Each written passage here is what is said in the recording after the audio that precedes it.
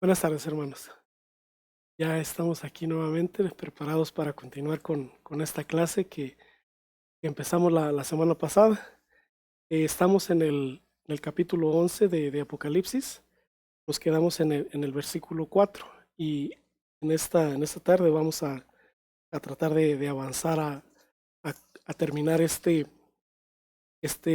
capítulo, este título de los dos testigos.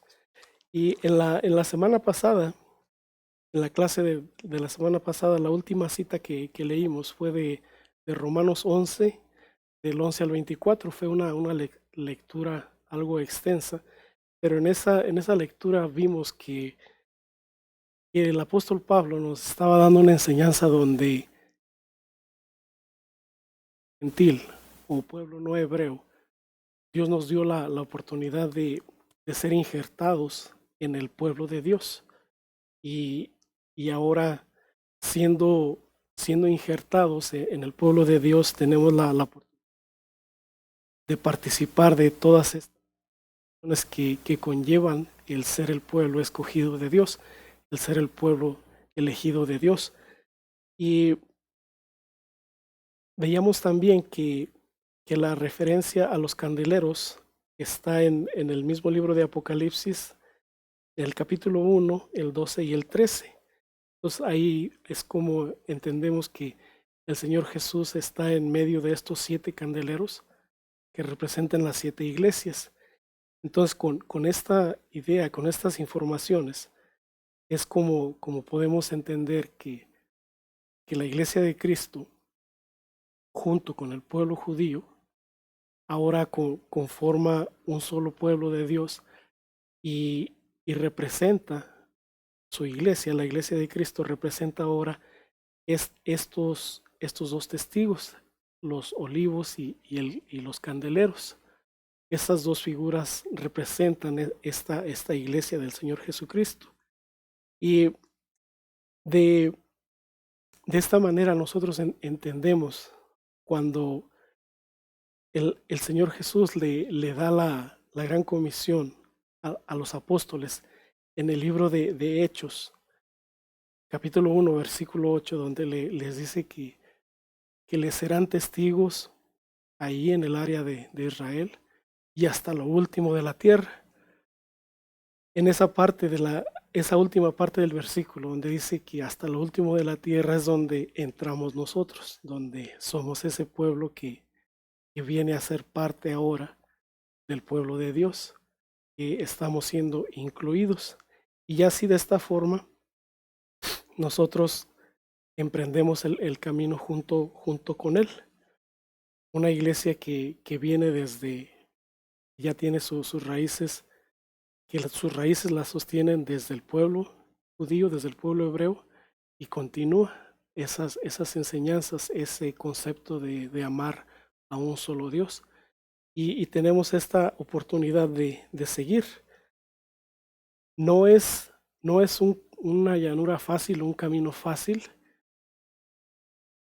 pero tenemos la ayuda del Señor, no en el sentido de que Él nos haga complicada nuestra relación con Él, porque Él dijo que su carga es ligera, que su yugo es ligero y su carga es ligera, sino que en los entornos en los que nos desarrollamos son a veces los que hacen nuestra vida como, como cristianos un tanto complicada. Empezamos con familias que la fe está dividida. Tenemos a familias donde los papás que son creyentes tienen hijos que no les interesa el Evangelio. Tenemos hijos que son creyentes que tienen papás que no les interesa el Evangelio. Tenemos matrimonios donde solamente uno está en la iglesia y el otro no le interesa. Y esta es la forma en la que nosotros llevamos esta batalla, llevamos esta lucha y que se extiende hasta nuestros trabajos, donde a veces nuestros compañeros no son cristianos. Y todo esto tiene que ver en cómo nuestro testimonio que estamos dando se puede usar o puede ayudar para este testimonio que el Señor nos pide para que su reino siga avanzando, que siga continuando, que se siga expandiendo. Entonces, de esta manera, nosotros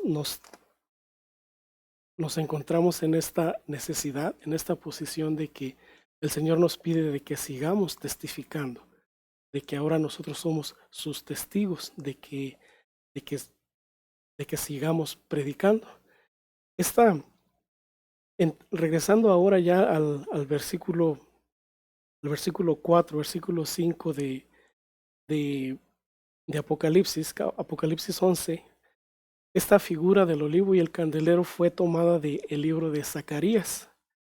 En este capítulo de Zacarías representan la rama de la realeza de Zorobabel, que fue un rey de la dinastía de David, aunque en esta situación, en esta ocasión, es puesto solo como un gobernador puesto por el rey Ciro. No podía ser coronado como rey porque el rey en ese tiempo era el rey de Babilonia, era el rey Ciro, y no podía permitir que había otro rey porque ese era un pueblo que él había conquistado. Entonces fue puesto como gobernador, pero el rey era el rey Ciro. Y le permite regresar a su pueblo donde habían sido tomados, y empiezan esta misión de reedificar el templo. Entonces esta rama real, Zorobabel la representa, y la rama del sacerdocio o sacerdotal la representa Josué. Josué está como sacerdote, como sumo sacerdote, y ellos están con con la autorización del rey Ciro y con el permiso o la autorización también de Dios, tienen este permiso para empezar a reedificar el templo. Y esa es la figura que ahora la vemos aquí en Apocalipsis, donde nos enseña de este olivo y de estos candeleros que son los dos testigos de Apocalipsis. Y nosotros dándonos cuenta que el olivo y el candelero son las representaciones de la rama real y del sumo sacerdocio, como lo habíamos mencionado, estos representan a la iglesia de Cristo, empezando desde Éxodo, cuando el Señor está empezando su relación con el pueblo, que les quiere enseñar qué es lo que ellos van a hacer.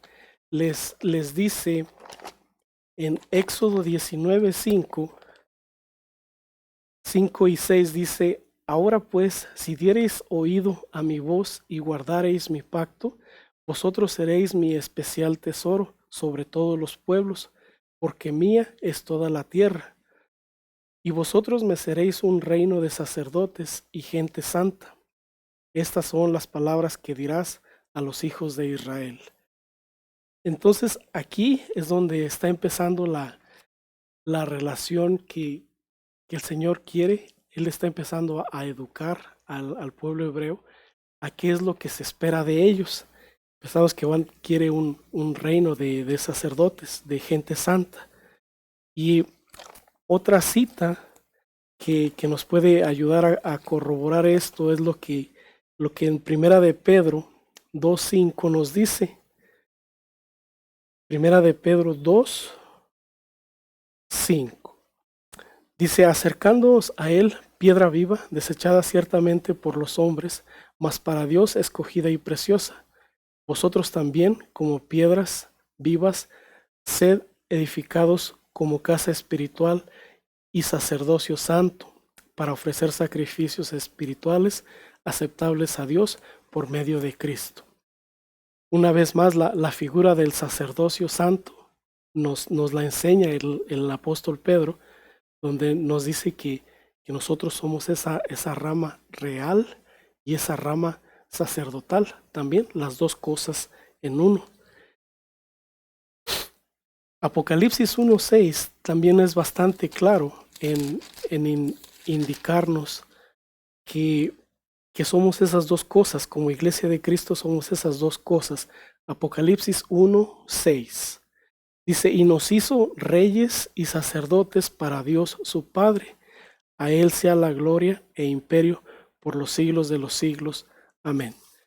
Entonces, con estas citas podemos entender el concepto de que esas dos ramas, la real y la del sacerdote, están dentro de la iglesia. Es la iglesia la que es esas dos cosas.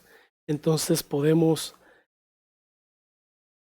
confiadamente decir que esos dos testigos que menciona la escritura representan a la iglesia y de esta forma darnos cuenta del papel que tenemos, porque vamos a ver lo que ellos hacen en el desarrollo de esta clase.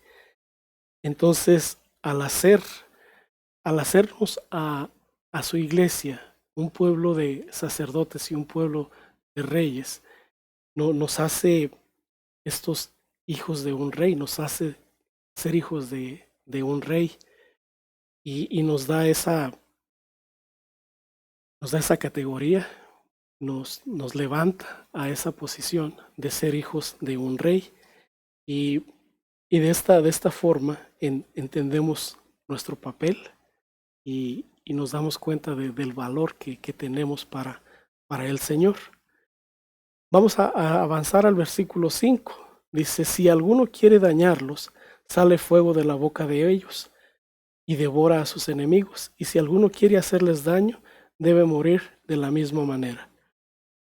De estos versículos en adelante vamos a encontrarnos con un lenguaje que va a expresar, va a tener un sentido muy fuerte. Si queremos leerlo de una manera literal, nos vamos a dar cuenta que va a parecer como si fuera una película de superhéroes, pero no, es una enseñanza que no se debe de tomar así como de una manera literal.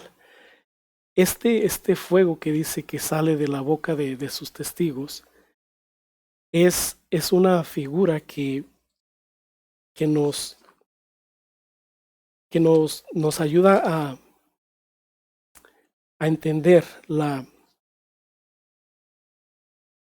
manera en la que Dios nos cuida, la manera en la que Él responde a nuestras oraciones y cómo con el respaldo de su palabra y con el respaldo de las respuestas de nuestras oraciones, la respuesta a nuestras oraciones, perdón, el Señor nos bendice de esta manera. En el libro de Apocalipsis, en capítulo 8, 3, 5, en esa clase entendimos que muchas de las cosas que pasan como aflicciones a este mundo es porque son respuestas de Dios a las oraciones de sus santos. Y de esta manera, la figura que dice que de su boca saldrá fuego, no es precisamente de que nosotros como cristianos vayamos a estar lanzando llamas así como si fuéramos unos dragones, sino que el poder de la palabra va a consumir a las personas como en una manera figurada, como si fueran leña. Hay una figura muy exacta en el libro de Jeremías 5:14. El libro de Jeremías 5:14. Dice, por tanto, así ha dicho Jehová, Dios de los ejércitos, porque dijeron esta palabra, he aquí yo pongo mis palabras en tu boca por fuego, y a este pueblo por leña, y los consumirá. El Señor en este texto de Jeremías 5 está tratando de enseñar al profeta Jeremías cómo cuando el pueblo de Israel se separa de él, cuando le es infiel con otros ídolos, o cuando su corazón se está separando de ellos, le trata de enseñarles una corrección y les dice que la palabra de él va a ser como fuego que los va a consumir a ellos como si fueran leña. Una otra manera de verlo es como dice el apóstol Pablo en Hebreos 4:12, donde dice que la palabra del Señor es como una espada de dos filos que es que penetra, que es aguda, que es filosa, que penetra en el ser y que corta, corta los tejidos, los tendones y llega hasta el alma. Son figuras solamente, son figuras que representan el efecto de la palabra, de la palabra del Señor en nosotros. No, no debe tomarse literalmente que vamos a estar así quemando gente, sino que el efecto de su palabra va, va a tener ese efecto en las personas que les va a llegar, que va a transformarlos. En el versículo 6 avanzamos, dice, estos tienen poder para cerrar el cielo a fin de que no llueva en los días de su profecía y tienen poder sobre las aguas para convertirlas en sangre y para herir la tierra con toda plaga cuantas veces quieran. Este versículo 6 que acabamos de leer es el versículo que da la idea de que estos dos testigos son dos individuos, son personas, porque en el Antiguo Testamento estudiamos que Moisés y Elías específicamente fueron quienes hicieron este tipo de milagros y, y quienes son partícipes de enseñar esta tendencia. Dicen que como en el Antiguo Testamento fueron dos individuos, Moisés y Elías, los que hicieron este tipo de milagros, que ahora se van a levantar dos personas como ellos, dos individuos, y que van a hacer este tipo de milagros también. Pero pues ya les expliqué cómo y por qué. En una opinión personal yo pienso que los testigos representan a la iglesia, pero esto es lo que este versículo es lo que da, lo que lo toman muchos como dos individuos, pero es simplemente como lo mencionabas hace un momento, que muchas de las calamidades que surgen, que se ven en el mundo, a veces son el resultado el resultado a las peticiones o a las respuestas de las oraciones de los santos del Señor. Dice, y cuando hayan acabado su testimonio, la bestia que sube del abismo hará guerra contra ellos y los vencerá y los matará. Y este versículo, el versículo 7, es el que me dio la parte de la introducción de esta clase. Si recuerdan, mencionamos que el tiempo de la iglesia también tiene un límite, que el tiempo de la iglesia también tiene un día puesto por el Señor cuando va a terminar. Y el fin de esta era evangélica va a llegar. Va a llegar un día en el que la iglesia va a haber cumplido su propósito y va a tener un fin. Dice que cuando hayan acabado su testimonio, la bestia que sube del abismo hará guerra contra ellos y los vencerá. Dice cuando hayan cumplido su testimonio. ¿Qué es lo que significa esto? Que hayan cumplido su testimonio. Esto lo que significa es que el Señor sabe quién va a ser salvo. Y no de manera que Él diga, yo quiero salvar a este y a aquel no, sino que Él en su sacrificio en la cruz murió por toda la humanidad. Pero Él sabe quién le va a aceptar y quién no. Y por eso, al Él saber esto y conocer el corazón de cada uno, sabe quién le va a aceptar. muy a pesar de que aparente ser un corazón duro, Él sabe en qué momento le va a aceptar. Por eso es necesario que no dejemos de predicar, que no dejemos de tratar de rescatar a nuestros amigos y a las personas con las que estemos en contacto, que tratemos de enseñarles el amor del Señor, porque a lo mejor ya lo han escuchado en otra parte, a lo mejor ya lo han rechazado en alguna otra ocasión, pero el Señor sabe cuándo, el Señor sabe cuándo. Y tal vez en una de las oportunidades que les sea presentada, sea que nosotros les estemos recordando ese amor del Señor y que sea ese momento en el que su corazón decida entregarse al Señor. Y por eso Él espera esto.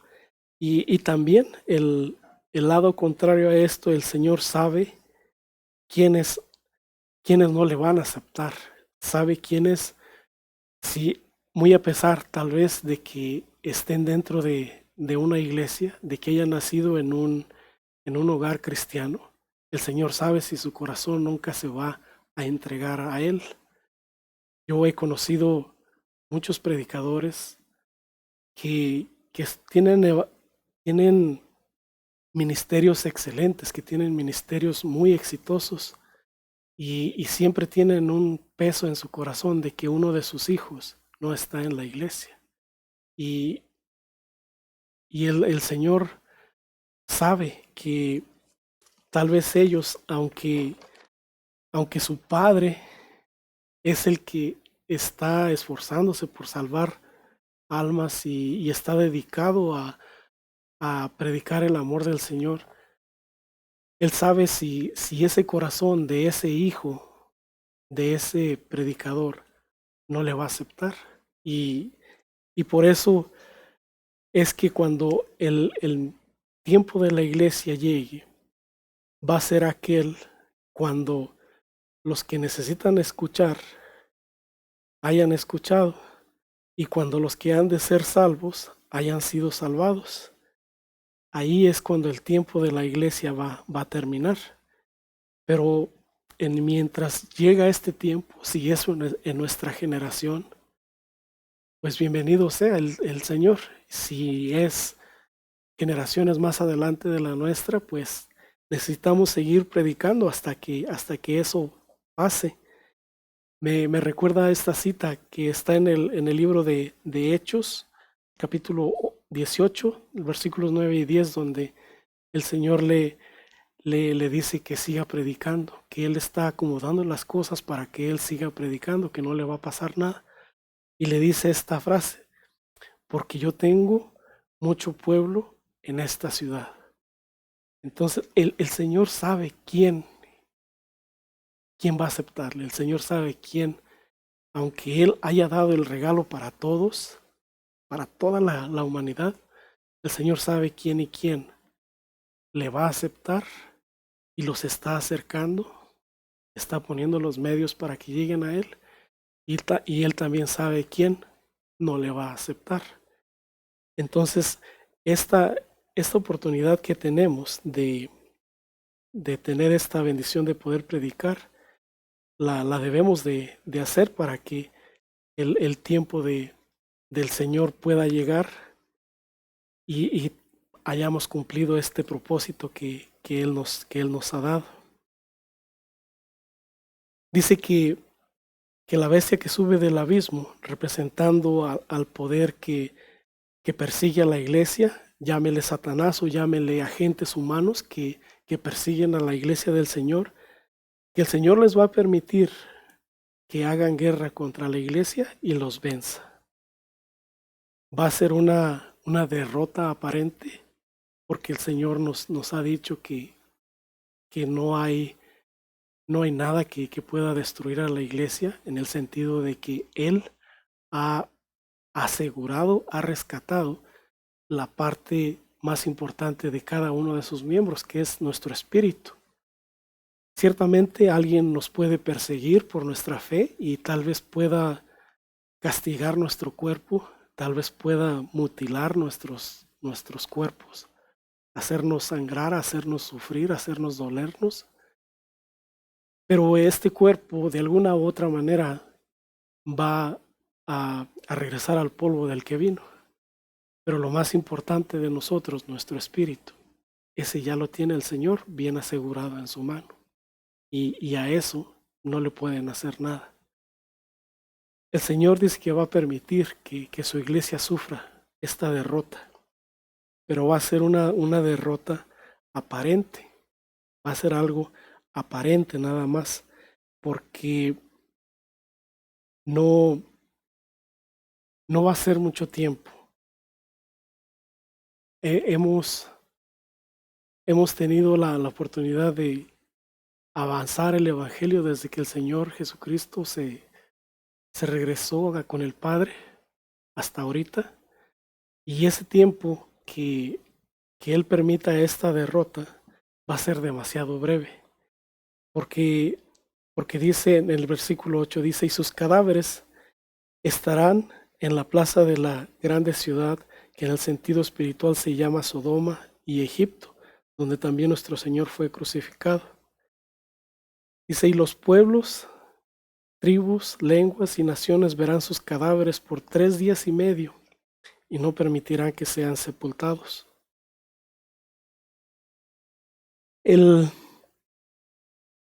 Después de perder esta batalla, dice que no van a ser sepultados, que los cuerpos no van a ser sepultados, representando una afrenta, porque cuando una persona muere, todos merecen ser sepultados.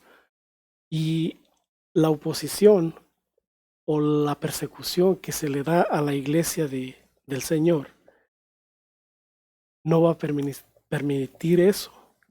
Y esto va a ser una forma de burla, una forma de escarnio contra su iglesia.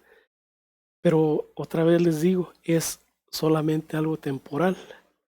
Que si bien en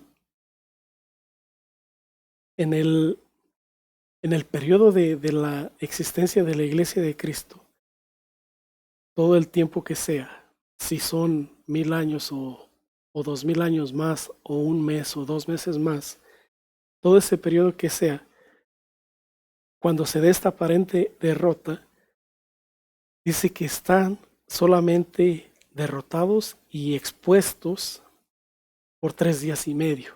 O sea, es un tiempo breve, es algo muy breve. Y es cuando, después de esto, el Señor va a rescatar a todo su pueblo. Dice, y los moradores se regocijarán sobre ellos y se alegrarán y se enviarán regalos unos a otros, porque estos 2 profetas habían atormentado a los moradores de la tierra. La misión de la iglesia no es muy cómoda para el resto del mundo. Hay muchas personas que se agitan mucho, que se ofenden mucho cuando uno les quiere hablar del Señor y no les parece, no les asienta muy bien. En mi trabajo tengo la responsabilidad de darle mantenimiento a algunos edificios. Y en uno de esos edificios, una de esas propiedades es un área de comercios donde están tiendas diferentes y muchas, han de ser algunas 15 o 20 tiendas en esa área de shopping. Y en una ocasión llegó ahí un joven y una señorita y pusieron una bocina en el estacionamiento y empezaron a predicar. Y yo estaba trabajando y los escuché y dije, qué bueno que están predicando. Y qué valiente, es un joven muy valiente. Y de lo que me di cuenta es de que las personas de los negocios salían y veían y meneaban la cabeza como diciendo, ¿qué está haciendo? ¿Por qué está ahí? ¿Por qué tiene que estar predicando? Y podía uno ver la molestia, la incomodidad de estar escuchando. Y predicó por escasos 10 minutos, 15 minutos, y llegó la policía. Llegó la policía y no lo arrestó, no se lo llevó, pero sí le dijo que apagara su bocina. Y, y así fue ya cuando yo terminé de hacer lo que estaba haciendo, estaba reparando una luz y pasé para saludarle. Y ya estaba recogiendo su bocina y agarrando sus cosas porque me imagino que el policía le dijo, si no te vas ahorita te voy a arrestar. Y esto fue lo que pasa, esto es lo que pasa. Vemos que cuando, cuando el evangelio es predicado en las calles a las personas, a muchas personas les incomoda. Y es una descripción exacta de estos versículos donde dice que los moradores de la tierra se regocijaban de que ya no iba a haber quien les estuviera predicando, de que ya no iba a haber quien les estuviera diciendo, el camino que llevan está mal, el camino que llevan los lleva a una muerte, el camino que llevan no le agrada al Señor. Y al ya no haber quien les predique, dice que ellos se regocijaban y que estaban contentos haciendo regalos y haciendo fiestas. Pero después de este breve tiempo de aparente derrota de la iglesia, dice, pero después de estos 3 días y medio, entró en ellos el espíritu de vida enviado por Dios, y se levantaron sobre sus pies, y cayó gran temor sobre los que los vieron. Y oyeron una gran voz del cielo que les decía, subid acá, y subieron al cielo en una nube, y sus enemigos los vieron.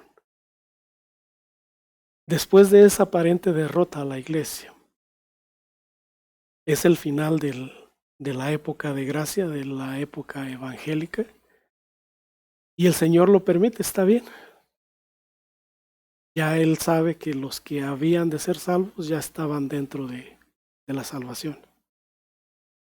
Y es el momento del juicio final, es el momento del fin de los tiempos. Y viene el Señor y les habla.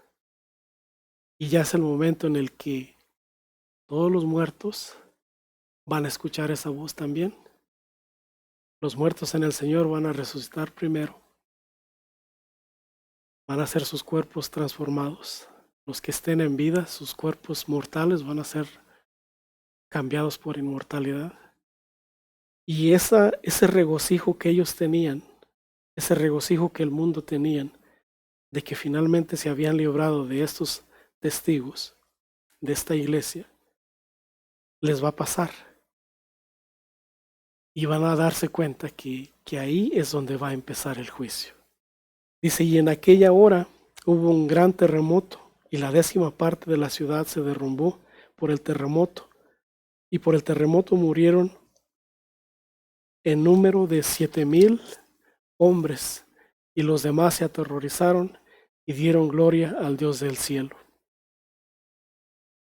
Aquí es donde empieza ya, ahora sí, el fin de las cosas y empieza nuestra eternidad.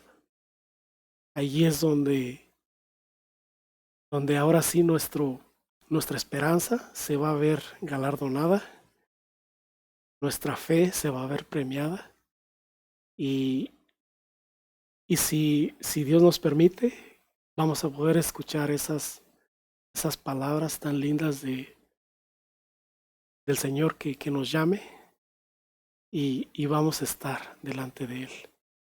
Vamos a empezar esta vida que a mí me gusta pensar en cómo será la existencia con Él, cómo será la existencia, compartir ya no estar sujeto a este cuerpo, estar sujeto a estas luchas, sino ya estar libre de todo esto y estar en una naturaleza que ya no pelea tanto con sus designios, que ya va a ser algo muy diferente.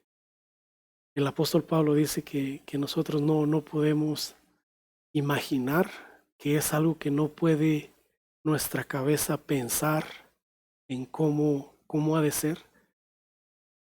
Y, y digo, pues si no puede uno pensar en cómo es, pues la poca imaginación que nos da, lo poco que nos da nuestra imaginación,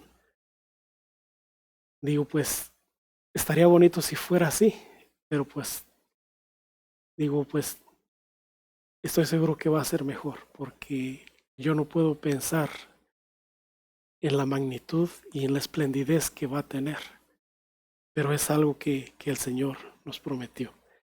Y de esta forma, hermanos, terminamos esta lección de los dos testigos. Es, es, un, es una motivación grande saber que el Señor nos ha confiado esta responsabilidad tan grande de hacer llegar su regalo de amor, su regalo de gracia a las demás personas. Y tal vez nosotros como cristianos somos esa herramienta, es ese punto definitivo, ese punto decisivo que va a cambiar el destino de un ser querido, de un amigo, de alguien por quien el Señor murió. Y yo pienso que debemos de esforzarnos por hacer llegar este mensaje más adelante. Entonces, en el versículo 14 ya dice, el segundo ay pasó, he aquí el tercer ay viene pronto. Vamos a continuar en la siguiente oportunidad que el Señor nos permita, del versículo 15 en adelante, que es la séptima trompeta. Y por ahorita, hermanos, voy a terminar, me despido de ustedes y si Dios nos permite, nos vemos en esta siguiente clase. Que Dios les bendiga.